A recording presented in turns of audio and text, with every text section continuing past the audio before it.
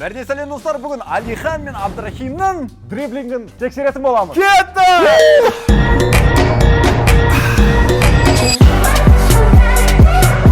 Күжілігі аккаунтынан тіркет.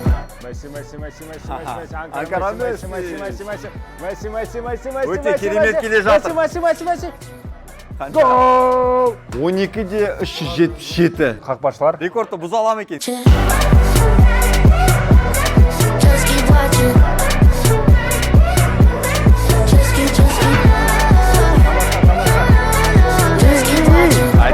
Әдем.